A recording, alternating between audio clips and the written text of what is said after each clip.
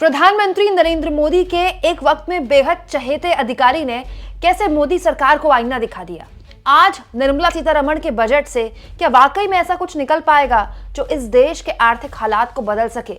दोस्तों, अमूमन जब भी बजट पेश किया जाता है, ऐसी कवरेज की जाती है, इसका हाइप दी जाती है, ऐसे प्रेजेंट किया जाता है जैसे देश की हर समस्या का हल बजट के पास है। अगर ऐसा होता तो हर साल समस्याओं का हल बजट भाषण के बाद खत्म हो जाता। बजट बेसिकली सरकार का एक लेखा जोखा होता है जिसमें सरकार ये बताती है कि अगले एक साल वो किस किस क्षेत्र में कहां कहां कितना कितना खर्च करने वाली है। लेकिन बजट एक राह दिखाता है, बजट एक नजरिया पेश करता है कि सरकार किस सोच के साथ देश में आर्थिक तौर पर देश को ले जाना चाहती है। हाल के दिनों में जो देश में आर्थिक मोर्चे को लेकर खबरें आई हैं वो किसी भी हाल में अच्छी तो नहीं है। दोस्तों, खुद भारत सरकार का जो अनुमान है, जिस अनुमान से जीडीपी बढ़ेगी, वो 8% छू नहीं पाई है। लगातार न केवल जीडीपी कम हो रही है बल्कि मैन्युफैक्चरिंग सेक्टर पर बहुत एक तगड़ा प्रहार भी हुआ है। लेकिन अब सबसे तगड़ा अटैक किया है मोदी जी के एक वक्त में बेहद चहेते अधिकारी अरविंद सुब्रमण्यम ने। दोस्तों, मेरी कोशिश रहती है कि अर्थव्यवस्था के मामलों को बड़ी पेचीदगियां जिसमें होती हैं, बम्बास्टिक वर्ड्स इस्तेमाल किए जाते हैं, उसको मैं आसान भाषा में आपके सामने रखूं ताकि आप समझ पाएं कि ये एक ऐसी चीज है जो आपके मेरे जेब को और जीवन को प्रभावित करती है। अरविंद सुब्रमण्यम 2014 से 2018 तक इस सरकार के मुख्य आर्थिक सलाहकार रहे। मतलब इस सरकार को आर्थिक मोर्चे पर अरविंद सुब्रमण्यम ने 4 साल सलाह दी। दोस्तों, ये वो दौर था जब मोदी जी नए गुजरात से निकलकर दिल्ली आए थे और पीएम बने थे। अरविंद सुब्रमण्यम ने द वायर के साथ करण थापर को इंटरव्यू दिया और जो बुनियादी बातें रखी वो आज निर्मला सीतारमण और प्रधानमंत्री नरेंद्र मोदी के लिए न केवल एक सोचने वाला विषय है बल्कि हमारे आगे भी एक सवाल खड़ा करता है कि हम क्या इस बजट से जो उम्मीद लगा रहे हैं वो उम्मीद ये बजट पूरे कर पाएगा। दोस्तों, अरविंद सुब्रमण्यम ने कहा, यह गिरावट लंबी चलने वाली और स्ट्रक्चरल है। कोविड से थोड़ी रिकवरी हुई लेकिन गिरावट लंबे वक्त से जारी है। भारत की निजी निवेश लंबे वक्त से बहुत कम है। विदेशी निवेश लगातार कम हो रहा है। खपत कम है क्योंकि ग्रोथ कमजोर है।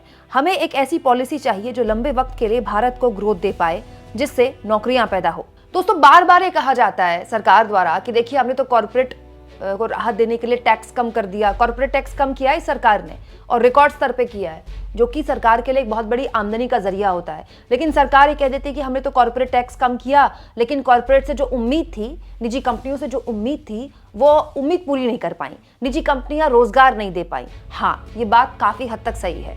और दोस्तों, जो आर्थिक सर्वेक्षण कल पेश किया गया है, बजट से एक दिन पहले आर्थिक सर्वेक्षण पेश करती है सरकार, देश का एक्सरे रखती है कि देश में इस वक्त क्या हालात है। आर्थिक सर्वेक्षण भी यही इशारा करता है, इंडिया का जो कॉर्पोरेट का जो मुनाफा है ना, वो 15 साल में सबसे ज्यादा है। मतलब कॉर्पोरेट पैसा कमा रहा है, उसकी जेबें भरी जा रही है, लेकिन वो लोगों को सैलरी नहीं दे रहा है। मतलब जो धन्ना सेठ है वो और धन्ना सेठ बनते जा रहे हैं, जो कंपनियों के मालिक हैं वो खूब पैसा कमा रहे हैं, उनकी जेबें भर रही हैं, लेकिन एम्प्लॉइज को फायदा नहीं पहुंच रहा है। और ये केवल इकोनॉमिक सर्वे में नहीं कहा गया, इकोनॉमिक सर्वे से पहले इस तरह के आर्टिकल छपने शुरू हो गए थे। आप देखिए कि ग्रोथ स्लो है, लेकिन कई ऐसे सेक्टर हैं जहां पर कॉर्पोरेट ने खूब पैसा कमाया। देखिए, इस खबर में लिखा है कि 4 गुना ज्यादा प्रॉफिट कमाया है कॉर्पोरेट इंडिया ने, लेकिन लोगों तक उसका फायदा नहीं पहुंचाया है। तो दोस्तों, सरकार के लिए भी सोचने की जरूरत है कि कॉर्पोरेट को जो टैक्स का छूट, टैक्स की राहत इतनी दी इस सरकार ने, उसका फायदा कितना हुआ और वो फायदा लोगों तक कितना पहुंच पाया। ना तो कॉर्पोरेट उतनी नौकरियां पैदा कर पाया और ना ही कॉर्पोरेट वो फायदा अपने लोगों तक पहुंचा पाया, उनकी सैलरीज बढ़ा पाया। ये तो एक समस्या है कि सैलरी नहीं बढ़ी, लेकिन एक सवाल जो कॉर्पोरेट निवेश क्यों नहीं कर पाया, कॉर्पोरेट ज्यादा नौकरियां क्यों नहीं पैदा कर पाया, इसके लिए केवल कॉर्पोरेट को जिम्मेदार ठहराना क्या ठीक होगा। इस पर अरविंद सुब्रमण्यम कहते हैं, हमें बजट को केवल टैक्स में कटौती की तरह नहीं देखना चाहिए, क्योंकि लोग इसलिए नहीं खरीद रहे क्योंकि टैक्स ज्यादा है। लोग इसलिए बाजार में नहीं जा रहे हैं क्योंकि ग्रोथ नहीं है।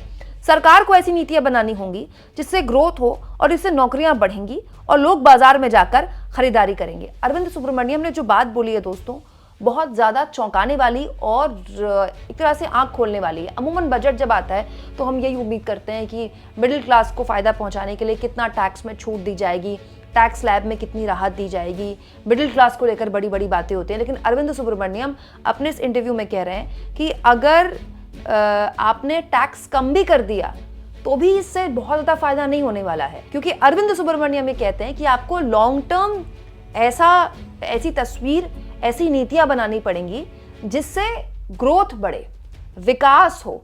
अगर लोगों के जेब में पैसा होगा तो वो टैक्स के बोझ तले दबेंगे। ऑफ कोर्स टैक्स का बोझ एक इंपॉर्टेंट एस्पेक्ट है, लेकिन वो खर्च तब भी करेंगे क्योंकि उनकी जेब में पैसा आ भी तो रहा है।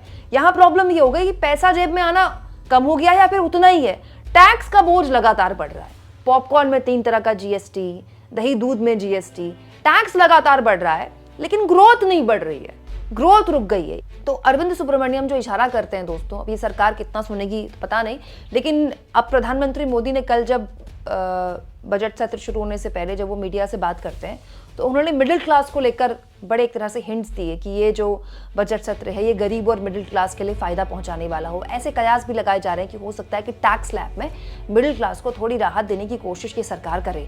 लेकिन अरविंद सुब्रमण्यम तो ये कह रहे हैं कि अगर टैक्स आपने कम भी कर दिया तो भी उसका सीधा फायदा लोगों तक नहीं पहुंचेगा, क्योंकि टैक्स तो समस्या है ही, लेकिन उससे बड़ी समस्या ये कि ग्रोथ नहीं हो रही है, ग्रोथ रुक गई है, सुस्त है ग्रोथ। तो फिर आपके मन में एक सवाल आएगा कि मोदी जी ने मेक इन इंडिया और स्टार्टअप इंडिया, पता नहीं तमाम तरह की बातें बोली थी, हाई फाइज के पूरे एक प्रोग्राम तैयार किया गया था, वो काम नहीं आया क्या? मेक इन इंडिया हो नहीं रहा है क्या? चाइना का भारत विकल्प नहीं बन पा रहा है क्या?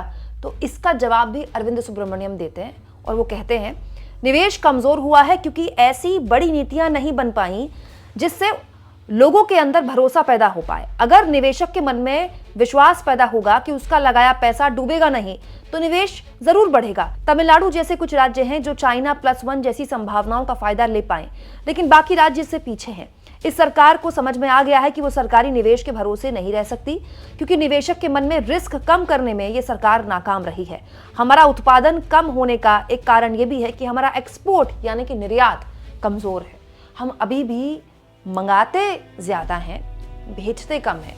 और चाइना की जो ग्रोथ स्टोरी है वो पूरी की पूरी ग्रोथ स्टोरी इस बात पर निर्भर है दोस्तों कि वो पूरी की पूरी दुनिया की फैक्ट्री है।